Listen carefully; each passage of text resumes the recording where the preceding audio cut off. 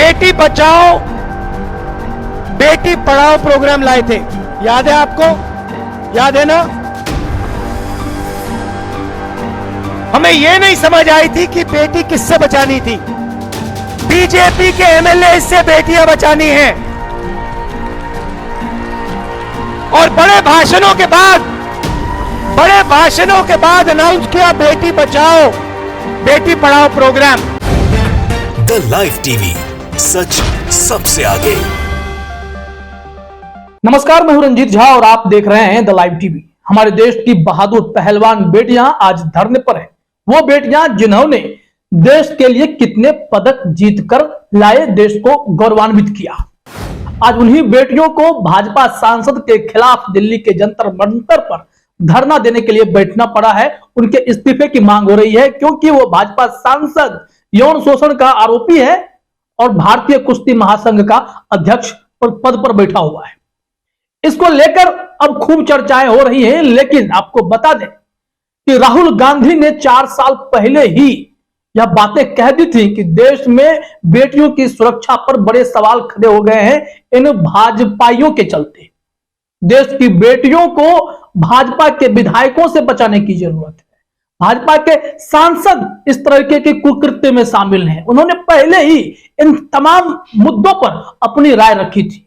उनके विचार को भले ही गोदी मीडिया अनसुना करती रहे, लेकिन राहुल गांधी ने तब भी चेताया था पूरे देश को कि बीजेपी में जो ऐसे लोग भरे पड़े हुए हैं वो कुकर्मी है, कुकृत्य कर रहे हैं। ऐसे लोगों से सावधान रहने की जरूरत है। दुनिया भर में महिला सुरक्षा को लेकर, भारत में महिला सुरक्षा को लेकर सवाल खड़े होते हैं। आइए सुनते हैं राहुल गांधी ने उस वक्त क्या कुछ कहा था जो आज के परिदृश्य में बिल्कुल फिट बैठ रहा है। बेटी बचाओ बेटी पढ़ाओ प्रोग्राम लाए थे, याद है आपको? याद है ना? हमें यह नहीं समझ आई थी कि बेटी किससे बचानी थी। बीजेपी के एमएलए से बेटियां बचानी हैं और बड़े भाषणों के बाद अनाउंस किया बेटी बचाओ बेटी पढ़ाओ प्रोग्राम। और आप हैरान होंगे, पूरे देश में माहौल बन गया है। आज हिंदुस्तान की हर एक महिला डर के बाहर निकलती है। दुनिया में कहा जाता है, प्रधानमंत्री को कहा जाता है, प्रेस के सामने कहा जाता है कि आपका देश आपकी महिलाओं की रक्षा नहीं कर पा रहा है। तो देखा आपने, राहुल गांधी बहुत दूर की सोचते हैं। राहुल गांधी के बारे में कहा जाता है उनकी सोच दूरदर्शी है। वो कोविड के मामले में भी पहले ही भारत सरकार को आगाह कर चुके थे, लेकिन सरकार उस वक्त तक लापरवाह बनी रही और बाद में मोदी जी थाली पिटवाकर देश से कोरोना भगाने का मैसेज दे रहे थे। अब जब देश में भारत की पहलवान बेटियां ही सुरक्षित नहीं है, जिनके पास कुश्ती का अनुभव है, वो जब चाहे ऐसे कुकर्मी को धूल चटा सकती हैं, लेकिन वो फिर भी प्रोटोकॉल के तहत आ रही हैं, धरना दे रही हैं, इंसाफ की मांग कर रही हैं, क्योंकि इन बीजेपी के नेताओं ने इन्हें बेबस कर दिया है। ये लोग इनके खेल को भी दबाने की कोशिश करते हैं अपनी गंदी इच्छा के कारण, जिसके चलते आज देश की तमाम हमारी जांबाज बेटियां दिल्ली के जंतर मंतर पर धरना देते हुए कह रही हैं कि सबसे पहले तो इस सांसद को यहां से हटाओ, इस पद से हटाओ। इस गंदगी को अगर साफ नहीं किया गया तो फिर हमारे देश में ना जाने कितनी एथलीट बेटियां इनकी शिकार हो जाएंगी। लेकिन ये इतने दबंग हैं सांसद महोदय कि अभी भी कह रहे हैं कि मैं किसी के दया पर नहीं चुना गया हूं, मैं किसी के दया की वजह से सांसद नहीं बना हूं या कुश्ती संघ में नहीं आया हूं। इनका कहना है कि मैंने मुंह खोला तो सुनामी आ जाएगी। जबकि भारत की जो भी ये जांबाज खिलाड़ी हैं, चाहे महिला पहलवान हो या पुरुष पहलवान हो, हर कोई वहां पर डटा हुआ है, इनके सपोर्ट में खड़ा है। वो चाहता है कि इंसाफ मिले, क्योंकि बीजेपी में ऐसे लोगों को टिकट दिया गया जो चुनकर आ गए, वो सब कहीं ना कहीं महिला के साथ गलत करने के आरोपी हैं। उन्होंने महिलाओं के खिलाफ अपराध किया है। ऐसे नेताओं की लंबी फहरिस्त है, अगर वो हम गिनाने लगे, वो जो कि हम आगे कुछ नाम आपको बताएंगे, लेकिन उससे पहले जरा स्मृति ईरानी का वो वीडियो भी देखना सुनना जरूरी है। तो उस वक्त 2013 का मामला है, तब बीजेपी सरकार में नहीं थी। तो राज्यसभा में स्मृति ईरानी महिला सुरक्षा पर बात कर रही थी कि मैं अपनी बेटी को जब बंबई छोड़ के आती हूं तो फोन करके यहां से पार्लियामेंट्री हाउस से पूछना पड़ता है कि वो घर पहुंची या नहीं पहुंची।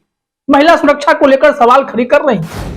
लेकिन आज इन 8 सालों में देश भर में महिला की सिक्योरिटी को लेकर सवाल खड़े हो रहे हैं, तब स्मृति ईरानी भी चुप्पी साधे बैठी हुई है। आखिर कारण क्या है, जरा सुनिए कि उस वक्त इन्होंने क्या कुछ कहा था। आज वो हिंदुस्तानी खौफ में घर पर बैठा है। मुझ जैसी कामकाजी महिला जो अपने बच्चों को बंबई में छोड़कर दिल्ली आती है, जब तक मैं हाउस से बाहर जाकर फोन कर पूछ नहीं लेती बेटी घर है कि नहीं, तब तक मैं भी विचलित होकर यहां बैठती। वो माताएं भी विचलित होकर घर बैठती हैं जो हाउसवाइफ हैं, लेकिन जिन्हें चिंता है कि बेटी स्कूल या कॉलेज से सुरक्षित घर लौटेगी या नहीं। आज हर वो हिंदुस्तानी जो एमपी नहीं है वो पूछ रहा है क्या उनके बच्चों को प्रोटेक्शन मिलेगी, क्या उनको प्रिविलेज मिलेगा कि वो बेखौफ जी सके इस देश में, कि हमारे बच्चे जहां भी हैं सुरक्षित। तो देखा आपने, लोग इनके भी वीडियो को शेयर करके सवाल कर रहे हैं, कांग्रेस ने भी सवाल खड़े किए हैं। खैर, इससे पहले राहुल गांधी के इमेज को कितना खराब किया गया ये आप समझ सकते हैं। अभी आपने राहुल गांधी का जो वीडियो सुना है वो उन्होंने काफी पहले ही ये सारी बातों पर अपनी राय रखी थी। उन्हें चिंता थी हमारे देश की बेटियों की, और फिर गोदी मीडिया ने क्या किया, बहुत चालाकी से इनके इमेज को खराब करने का काम किया। खूब इन पर हजारों करोड़ खर्च करके राहुल गांधी की छवि को खराब करने में कोई कसर नहीं छोड़ी। जब राहुल गांधी भारत जोड़ो यात्रा लेकर निकले, देश ने उनके बारे में जाना, उनको समझा, उनको महसूस किया। राहुल गांधी ने खुद लोगों को महसूस किया, सड़क पर चलते हुए कई लोगों से मिले, हर तबके के लोगों से गरीब, अमीर से अमीर, बच्चे, बूढ़े, बुजुर्ग, महिलाएं, हर कोई खुलकर राहुल गांधी के पास आई, उनके पास अपनी बातें रखी। तो समझ में आया कि राहुल गांधी की छवि को किस हद तक इन लोगों ने खराब करने की कोशिश की, क्योंकि राहुल गांधी देश के नब्ज को तब भी समझ रहे थे, अब तो और बेहतरीन तरीके से समझने वाले हैं, क्योंकि इन्होंने सड़क पर चलकर पूरे देश को समझने की कोशिश की है। आज स्थिति यह है कि हमारे पहलवान बेटियां सड़कों पर प्रदर्शन करने के लिए बेबस हो गई हैं, जिन्हें अखाड़े में जाना चाहिए था, जिन्हें मेडल जीतने का जज्बा है, ललक है, वो जब भी देश के लिए लड़ती हैं, चाहे ओलंपिक में हो या फिर कोई और भी टूर्नामेंट हो, हर जगह देश को गौरवान्वित करती हैं। वो बेटियां आज खुद रो रही हैं, क्योंकि कुश्ती महासंघ का जो अध्यक्ष है वो भाजपा का सांसद है, यौन शोषण का आरोपी है। न जाने कितने एथलीट को इसने अपना शिकार बनाया होगा। फिर भी इस मामले में हमारे देश की बेटियां इंसाफ चाहती है कि उन्हें कम से कम उस पद से हटाइए, फिर एफआईआर करेंगे, मामले की जांच हो, दूध का दूध और पानी का पानी हो। ये डिमांड है, लेकिन भाजपाइयों में इतनी हिम्मत अभी तक नहीं हो पाई है कि इन पर कोई कार्रवाई कर सके, इसलिए ये सवाल लगातार खड़े हो रहे हैं। वहीं जब स्मृति ईरानी का यह वीडियो अभी आज के संदर्भ में शेयर किया जा रहा है, उसे शेयर करते हुए रणदीप सुरजेवाला ने क्या ट्वीट किया, अपने स्क्रीन पर देखिए। रणदीप सिंह सुरजेवाला ने लिखा, संसद के अंदर बेटियों की सुरक्षा को लेकर आपकी ये चिंता कहां गुम हो गई? देश का झंडा लहराने वाली बेटियां मोदी सरकार से शारीरिक शोषण के खिलाफ न्याय की गुहार लगा रही हैं। कहां है स्मृति ईरानी? पीएम मोदी चुप क्यों है? आरोपी भाजपाई है तो क्या बेटियों के आंसुओं का कोई मोल नहीं? स्मृति ईरानी से रणदीप सिंह सुरजेवाला ने यह सवाल खड़े किए। खुद प्रधानमंत्री मोदी इन एथलीट को बुलाते हैं, तस्वीरें खिंचवाते हैं, किस लिए? क्योंकि पदक जीत कर आए हैं, देश को गौरवान्वित किए हैं। और आज जब इन बेटियों के ऊपर संकट है और इन लोगों ने एक मोर्चा छेड़ा है, मुहिम छेड़ा है कि कम से कम ऐसे लोग जो गंदे मानसिकता के हैं और कुश्ती महासंघ में बैठ गए हैं आकर, उन्हें यहां से निकाला जाए, तो भाजपाई चुप है, प्रधानमंत्री चुप है, कोई प्रतिक्रिया नहीं, कोई एक्शन नहीं, तो कैसे काम चलेगा? अब हम आपको भाजपा के उन नेताओं के बारे में बताते हैं जिन पर महिलाओं के खिलाफ अपराध करने का आरोप लगा है, इन पर केस तक दर्ज हुआ। कई ऐसे नेता हैं, कुलदीप सेंगर वाला मामला तो आप जानते भी होंगे। उसके बाद देखिए 2021 में क्या हुआ था। हरिद्वार की ज्वालपुर सीट से बीजेपी विधायक सुरेश राठौर पर रेप का आरोप जर पार्टी की ही एक महिला नेता ने शिकायत दर्ज कराई थी, उन पर केस दर्ज किया गया था। ये तो पहला मामला देखते हैं। 2021 का है, वो तत्कालीन विधायक रहे होंगे रविंद्रनाथ त्रिपाठी। साल 2020 में जिला भदोही, जहां से वो बीजेपी के विधायक थे। 2020 का मामला, चूंकि उसके बाद चुनाव हो गया, ये खबर थोड़ी पुरानी है, इस वजह से उस हिसाब से मैं बता रहा हूं। इन पर और इनकी फैमिली पर एक महिला ने महीनों तक रेप करने का आरोप लगाया। इन पर भी मामला दर्ज हुआ था। हालांकि त्रिपाठी जी की तरफ से इस केस को फर्जी करार दिया गया था। ये आपने देखा। इसके अलावा कई ऐसे नेता हैं, बीजेपी नेता सतीश मिश्रा, इनके ऊपर तो अपने ही परिवार में कुकृत्य करने का आरोप लग गया था। इसी तरीके से कई ऐसे नाम हैं जिनको गिनाने लगे तो आपको हैरानी होगी कि बीजेपी ने किन लोगों को अपनी पार्टी में जगह दे रखी है।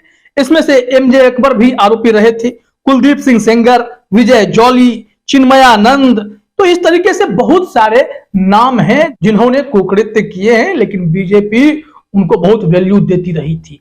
ऐसे में बड़ा सवाल तो यह उठता है, क्या भाजपा के इस दबंग सांसद पर कोई कार्रवाई होगी? क्योंकि उसने तो साफ तौर पर इनकार कर दिया है कि वो इस्तीफा नहीं देने जा रहे हैं।